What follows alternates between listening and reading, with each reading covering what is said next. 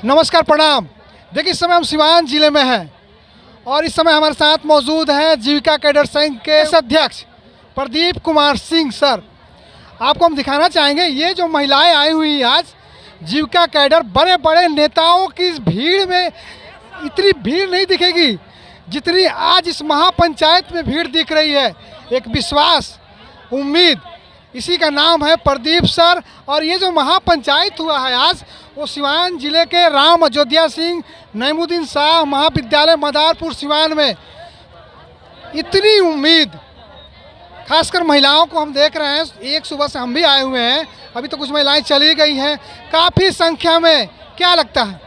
देखिए, ये मुझे लगता है कि मैं जीविका की जो बहनें हैं उसका प्यार है। ये मैं समझता हूँ कि मेरे साथ एक स्नेह उनका है, एक लगाव है, इसलिए आज बड़ी संख्या में अपनी मांगों को लेकर मेरा सहयोग और समर्थन करने के लिए आई है और इसके लिए मैं उनका आभार भी व्यक्त करता हूँ। आज इतना बड़ा कार्यक्रम हुआ है, हमने आज तक बहुत सारे कार्यक्रम देखे हैं, बहुत सारे लोगों का, आपका भी कार्यक्रम देखे हैं, बड़े बड़े नेताओं का भी कार्यक्रम देखे हैं जो अपने आप को राजनेता कहते हैं। उतनी भीड़ नहीं जितने आप पर आज विश्वास हुई है। इस भीड़ के लिए क्या कहेंगे? देखिए, भीड़ को मैं करता हूँ, नमन करता हूँ उनकी ताकत का और उनकी एकता को नमन करता हूँ। और जो भीड़ है, कहते हैं नेता के वादे जो होते हैं आजकल खोखले होते हैं, लेकिन कोई जो अपनी बहनों को किसी अपने परिवार की भांति मान के काम करता है, उसे एक विश्वास होता है कि मेरे लिए जो लड़ रहा है, मेरे वाजिब काम के वाजिब दाम के लिए लड़ रहा है, वो कहीं ना कहीं हमें एक बेहतर भविष्य दे सकता है। और ये आशा और विश्वास उसका हमारे प्लेटफॉर्म के साथ, हमारे संगठन के साथ है, बिहार प्रदेश जीविका कैडर संघ के साथ है। इसलिए ये बहनें बड़ी संख्या में उपस्थित हुई है और मुझे लगता है कि सरकार की जड़ें हिलाने का समय आ गया है। मैं आपके चैनल के माध्यम से सरकार से यही कहना चाहूँगा, दरख्वास्त करना चाहूँगा कि आप बिहार प्रदेश जीविका कैडर संघ की जो मांगें हैं, बिहार की आधी आबादी की जो मांगें हैं, उसको माने, नहीं तो हम लोग सरकार की जड़ें हिला के उखाड़ के फेंकने के लिए भी तैयार हैं। हमने सर लगातार देखा है आपके सोशल मीडिया पे, हमने देखा है, हम लगातार आपकी बातों को चलाया है। भ्रष्टाचार जो जीविका दीदियों को, जीविका कैडर को आगे नहीं बढ़ने दे रही है, या कहे तो पनपने नहीं दे रही है। सर, क्या कहेंगे इसको लेकर? देखिए, ये सच्चाई है कि जीविका का जो अवधारणा है, जो कॉन्सेप्ट है, कहीं न कहीं उसमें गिरावट आई है। मैं भी पिछले 11 वर्षों से जीविका से जुड़ा रहा। जो शुरुआती दौरों में जीविका का जो सच्चाई ईमानदारी के लिए जाना जाता था, आज कहीं न कहीं पूरी तरह से ध्वस्त हो चुकी है। पूरी तरह से जीविका आज भ्रष्टाचार के चंगुल में फंस चुका है। और ये हमारी बहनें नहीं हैं, ये ऊपर के मठाधीश जो पदाधिकारी हैं वो कर रहे हैं। बड़े बड़े चीज़ों में हेरा फेरी चल रही है, फर्जी प्रमाण पत्र में नियुक्तियाँ चल रही है, पैसे का हेर फेर है, ये तमाम तरह की चीज़ें हैं। तो मैं यही कहना चाहूँगा सरकार से, आपके चैनल के माध्यम से, कि भाई एक तरफ आप कहते हैं कि महिला सशक्तिकरण के लिए परियोजना काम कर रही है और इसी परियोजना में अगर इस तरह की गड़बड़ियाँ होगी तो कहीं न कहीं ये खेद है।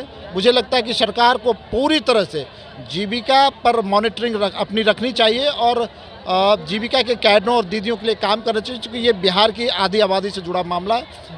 और जो भ्रष्टाचार है उस पर एक जोरदार प्रहार करना चाहिए, तभी हमारी माताएं बहनें, बिहार की आधी आबादी मजबूत हो पाएगी और सशक्त हो पाएगी। आने वाले दिनों में किस रूप से देख रहे हैं? तमाम जो बहनें हैं, हम देख रहे हैं कि इतनी भीड़।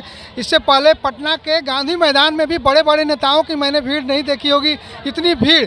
आगे का कार्यक्रम क्या रहेगा? देखिए, आगे का कार्यक्रम है कि जो इसकी मूलभूत समस्या है जीविका दीदियों और कैडरों की, उसकी मूलभूत समस्या को, उनकी पीड़ा को, उनकी व्यथा को सरकार तक पहुंचाना है।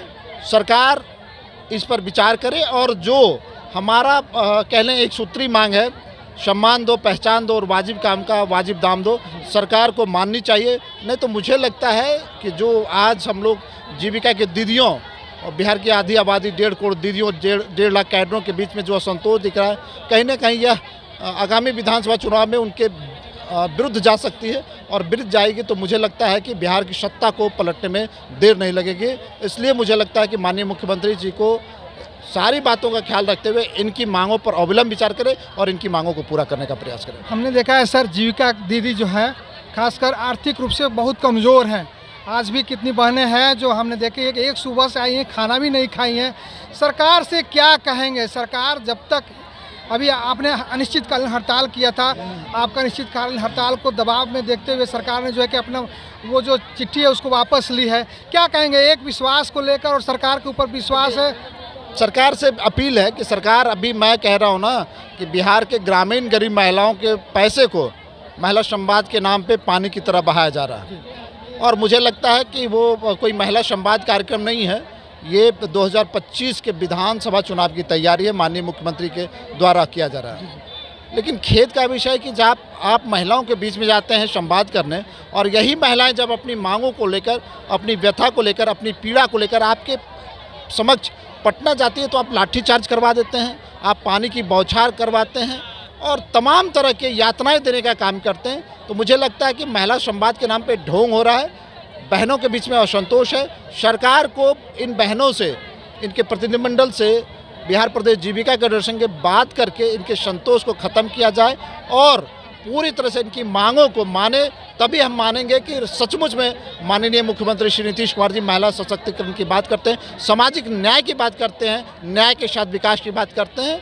और जिस दिन ये सफल बनाना है न्याय के साथ विकास, तो इनकी मांगों को मानना पड़ेगा, इनकी व्यथा को सुनना पड़ेगा, इनकी पीड़ा को सुनना पड़ेगा और उसको दूर करना पड़ेगा। इतने बड़े बड़े कार्यक्रम, इतनी महिलाएं आ रही हैं, सरकार की अभिन्न अंग है, क्या फिर से आपको डिटेन तो नहीं किया जाएगा?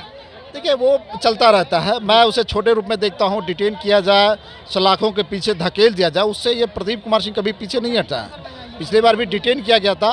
मैं जो देखता हूँ, अपनी बहनों का प्यार देखा उस कार्यक्रम में, 26 नवंबर के कार्यक्रम में, मुझे एक साहस देता है, मुझे एक जज्बा देता है, एक जुनून देता है कि मैं इन बहनों के लिए लड़ता रहूं और सरकार कुछ भी कर ले, हमारी जो लड़ाई है वो निरंतर चलती रहेगी। मैं अभी भी अपने भाषण में बोला था कि मेरे शरीर का एक एक कतरा, खून का एक एक बूंद बिहार की आधी आबादी के लिए समर्पित है और ये चलते रहेगा। सरकार अपनी चाहे जितनी जुल्म कर ले, लेकिन हम पीछे हटने वाले नहीं हैं। सरकार के विरोध में, इन दीदियों के समर्थन, इनके कल्याण के लिए हम सरकार के विरोध में खड़े हैं, सरकार से लड़ने के लिए तैयार। क्या कहेंगे अंत में? आपकी पूरी टीम जो है कि लगी हुई थी, हमने देखा कि पूरी टीम जो है कि एकजुटता का परिचय दिया और साथ में हजारों दीदियाँ। मैं इन तमाम जीविका की दीदियाँ, जीविका के कैडर और अपने साथी, जो मुझे लगता है कि एक साथी होने के साथ साथ कोई नेता नहीं है, आप एक वॉलंटियर की भांति काम किए, रात भर जग के काम किए हैं, रात में खाना कहाँ बनना है, महिलाएं कैसे आएगी उसके लिए कर रहे हैं। मैं खुद इसी मदारपुर में रात के 11-12 बजे तक दीदियों के बीच में जाके काम किया हूँ, मिला हूँ उनसे, उनकी व्यथा को सुना, पीड़ा को सुना, और मैंने अपील किया था कि आप सब लोग आएँ ताकि एक मजबूती के साथ, एक संगठित प्रयास से हम अपनी आवाज़ को बुलंद कर सके। तो जो जीविका दीदियों, कैडरों और हमारे साथियों का, हमारे संघ के सदस्यों का जो इस कार्यक्रम में सहयोग और समर्थन मिला है, इसके लिए मैं उनका तहे दिल से शुक्रगुजार करता हूं, उन्हें आभार व्यक्त करता हूं, उन्हें धन्यवाद देता हूं और मुझे लगता है कि ये प्यार और स्नेह हमें हमेशा मिलता रहेगा। देखिए, इस समय हमारे साथ में प्रदीप सर जमुई ज़िले से बिलोंग करते हैं, एक साधारण परिवार से, एक साधारण युवा जो आज जमुई से बाहर निकलकर बिहार के प्रत्येक ज़िले में एक बड़े बड़े कार्यक्रमों को आयोजन कर रहे हैं और हिस्सा ले रहे हैं। और इस कार्यक्रम में तमाम जो खासकर महिलाएं हैं, जिस पे सरकार की सारी जिम्मेदारियां हैं, वो सुनने के लिए आ रही। तो कहीं ना कहीं ये आने वाले दिनों में सरकार के लिए भी जो है कि सोचने का विषय बनता है। बहुत बहुत धन्यवाद सर बात करने के लिए हमारे साथ। आपके चैनल को के साथ साथ आपके दर्शकों को और आपको भी बहुत धन्यवाद, शुक्रिया, बहुत बहुत धन्यवाद, थैंक यू। हमारे साथ मित्र थे, मैं उनका नाम नहीं जान रहा, उनको भी बहुत बहुत धन्यवाद। कैमरा पकड़े हुए उनके लिए भी प्रदीप सर और तमाम आपके टीम को भी बहुत बहुत धन्यवाद और तमाम जो महिलाएं हैं उनको भी धन्यवाद, थैंक यू।